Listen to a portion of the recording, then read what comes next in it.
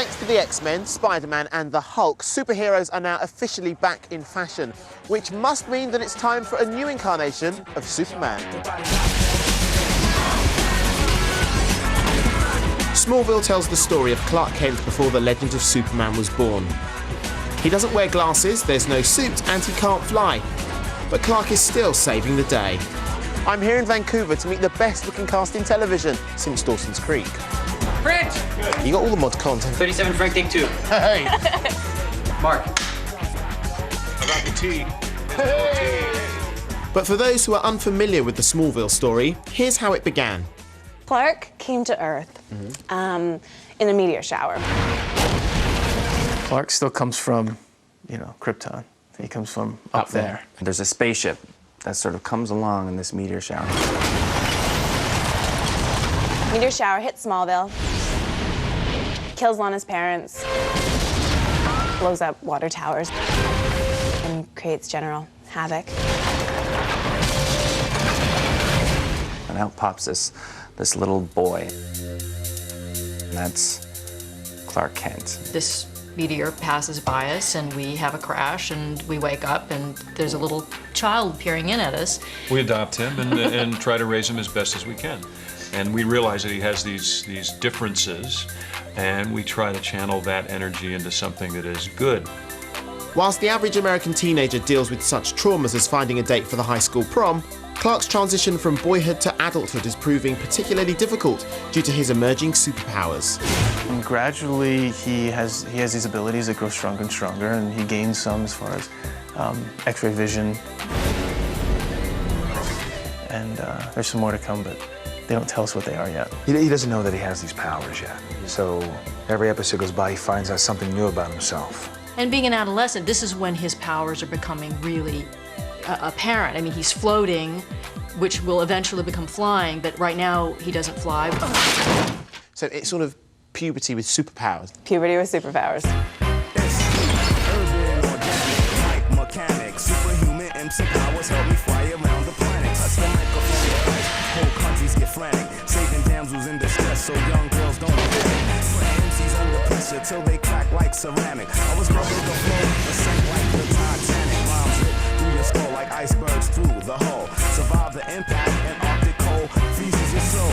Create a new style, been waiting a moment. Whilst that might look like every teenage boy's dream come true, there is a downside. Smallville is rapidly overtaking Sunnydale as the weird capital of the world.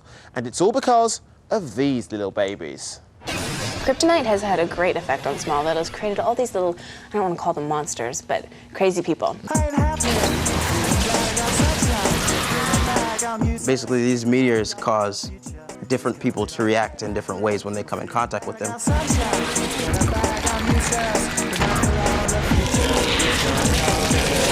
Pretty much results in them getting some sort of power, turning evil, and then Clark Kent having to save the day.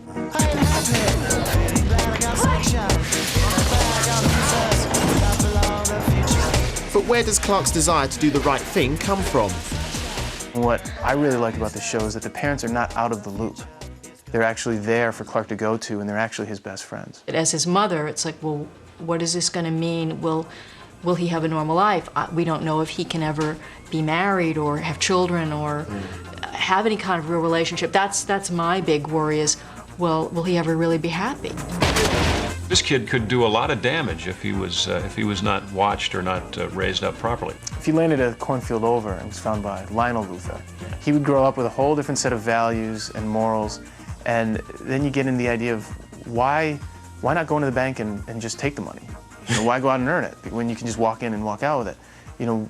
Where do you get these ideas of how to be a good person or the right thing? And that all comes from Clark's parents. Of course, the myth of Superman in its various forms has been around for a lot longer than Smallville. Were you a big fan of Superman before you did this show? The only thing I really knew about Superman was that my older brother loved him. I mean, I never really cared too much about it. When I was younger, definitely, tying the towels around the neck and running around the house, stuff like that. I had a pair of underoos, we call them. You know underoos? No. Do they have those in England? No. Well, they're like pajamas, but I had a big S. Okay. And they're real tight, Yep. real everywhere, Yep, real tight. sure, And yeah. back then I didn't have much, so I wasn't worried about it. Once I got the show, I looked more into it and read a couple books and things like that. And it's a really interesting story, actually. It's a lot of fun. The original comic strip, Superman was not a good guy. He was kind of a bad character, and then they knew something was wrong with the story, and eventually they thought, well, he's got to be good. And then it became this whole other thing, and then it took off, and just immediately people just loved it. So that's why it became radio and TV, and then this whole history of movies and things that we have. But around that time, you must have been too busy being Bo Duke from the Dukes of Hazzard. I was very busy being Bo Duke at that time. I love the way you say that, Bo Duke. Just a good old boy. And for those of you under the age of 25, Bo Duke was the blonde-haired heartthrob in the 1980s cult series, The Dukes of Hazzard. I was very busy doing that. I was a fan of, certainly of the television show. I did see the movies. I liked the movies. You know, I saw the Richard Donner movies, the first one with the Lex Luthor portrayed by Gene Hackman. Genius. I mean, how do you top that? Which is the first Superman that you really remember? Please don't say Lois and Clark. I think that's I might have to say Lois and Clark. I didn't read the comic books. I didn't know any of the incarnations. Lois, wake up. I'm getting us out of here. Did you watch Lois and Clark? No. Never. I've seen a few episodes. Actually, one of the episodes that I came across late night on TV once was this scene where Clark is sitting with his parents and he says, you know, they're talking, and all of a sudden he says, "Where did I come from?" And I was jumping for the remote going, "Turn the channel, turn the channel." No! I didn't want to know what what their concept was or what their idea. We just really want to take this on, what Al and Miles, the writers, have given us. Christopher Reeve, Dean Cain, and now Tom Welling. But this is, I think, the first young Clark Kent, though, isn't it? No, I think so. Now, Annette, you were in Superman 3. Yes. And who did you play? I played Lana Lang.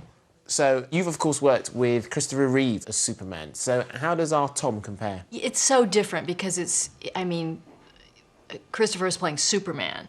Yes. Clark is playing, we don't know Superman exists in our little world of Smallville. I mean, he's yet to be born. One of the great things about this particular reincarnation of Superman is that we find out why he makes good choices later on in life. We find out that it wasn't always, he didn't land here and decide, I'm going to do the right thing. I know always what the right thing is. With Tom playing Clark Kent, there's many, many times where he just he doesn't know what to do. Come on, Dad, you played football in high school? That was different, son. Why? You know why. If we go run at half speed, no one hit anybody. A lot of things can happen in the heat of the game, son.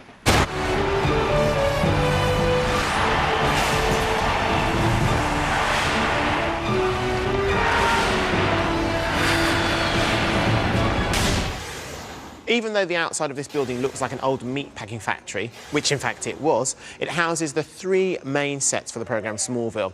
Behind me is Lex Luthor's mansion. On the other side of that, you'll find the Kent family barn.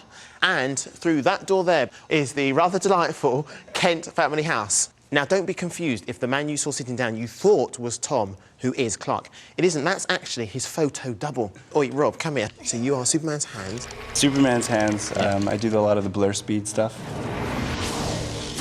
So do you think, actually, really, it ought to be you? I'm glad it's me. No, being Clark. Oh, should Clark be me? No, should you be Clark?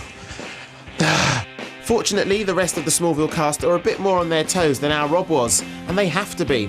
Other shows can take up to a month to shoot an episode. The Smallville team do it all in 8 days. We are doing a show called Nicodemus. Okay. It's all about these people inhaling the pollen of this special kryptonite-infected flower. I can't believe I just said all that.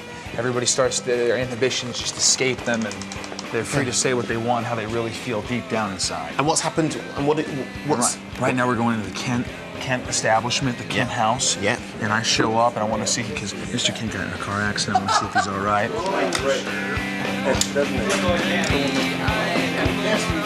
13 Echo, take 2, Mark. Action! Hi, Lex, come in. What do you want? I heard you pulled one of my employees out of a car today. I wanted to see if you were all right. No, you didn't. You wanted to see if I was going to sue you or not. Jonathan, that's enough. No, Martha, it's not enough. You see, I don't like Lex Luthor. I don't like Lionel Luthor. I don't like your friendship with my son. How often do they change what's on the script? Michael never changes a word. Really? Never. Who's the worst? Who throws in the odd Well, I here, don't think there? worse is a fair thing. I would say that some of them take some creative freedom that they're entitled to take.